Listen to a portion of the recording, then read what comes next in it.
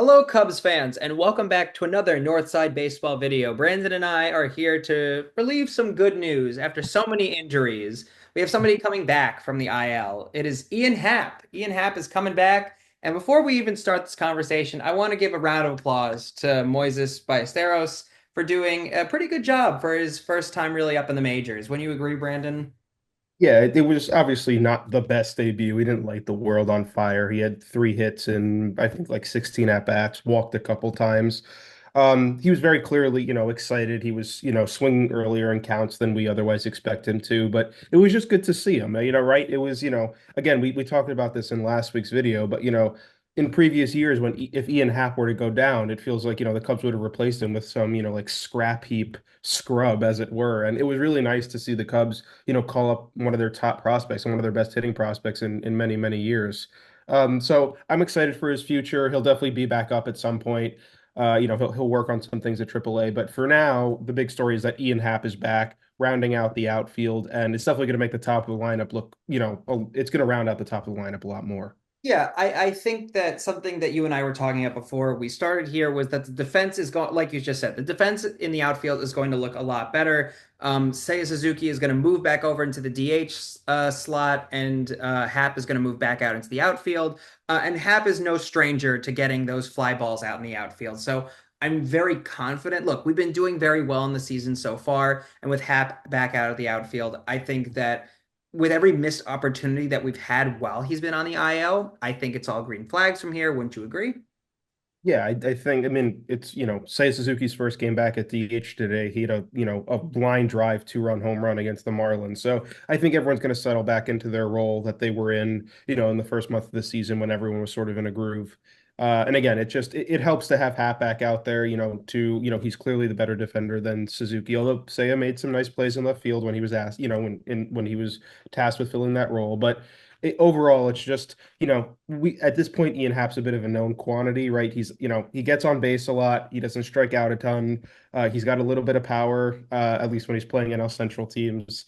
And he's just overall like a very well-rounded player. He's a great defender. He's a guy that you want batting at the top of the lineup, and he allows, someone like Pete Armstrong to move back down in the order where, where PCA's been excellent this season, and he's not tasked with doing so much table setting for guys like Kyle Tucker and Seiya Suzuki. So overall, it's nice to see that one, Ian Happ's injured list stay was really short. It was, I think, almost the minimum stay.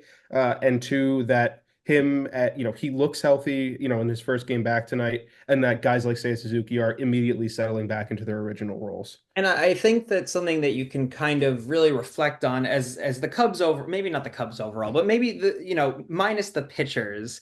But our outfielders and our infielders, right? They really do complement each other very well. Whether you're talking about Dansby Swanson, whether you're talking about Nico Horner, Pete Crow Armstrong, Justin Turner, whoever it may be, Ian Happ, right?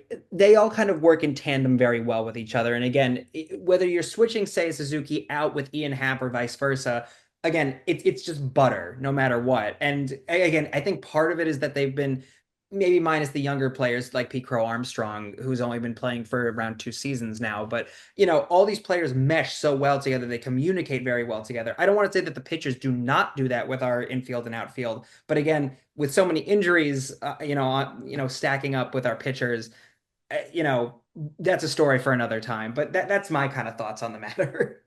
Yeah, no, it's again, we actually have a pitcher injury to discuss in our next video, unfortunately. But overall, it's just again, it's one of those things where like you hear a guy like Ian Happ goes down. Like we spoke about it last week, where we knew it was going to be a short injured list stay, but you're just sort of hoping that it is, right? Yeah, I mean, if you lose a guy like Ian Happ for a long amount of time, whether it's a month or multiple months in a season, over time that can really wear on a team to lose someone who's such a staple, in on the defense and at the top of the order. So it's just good to see him back. Overall, I do think that, right now the offense is the more reliable part of the team. The bullpen's obviously in a lot of flux with injured guys and people moving roles, and the starting rotation has injuries every other day, it seems like at this point. So, it's just, again, it's one of those things where, it was nice to see Ballesteros while Hap was injured. Now that Hap's back, let's get, the main core of guys for this season, back, locked in playing every day. And with the the Cubs playing a weak part of their schedule, hopefully, on a long winning streak here. Yeah, as always, we'd love to hear your thoughts, comments, concerns in the comments section down below. Are you happy that Ian Happ is back? We'd hope that you're happy that Ian Happ is back.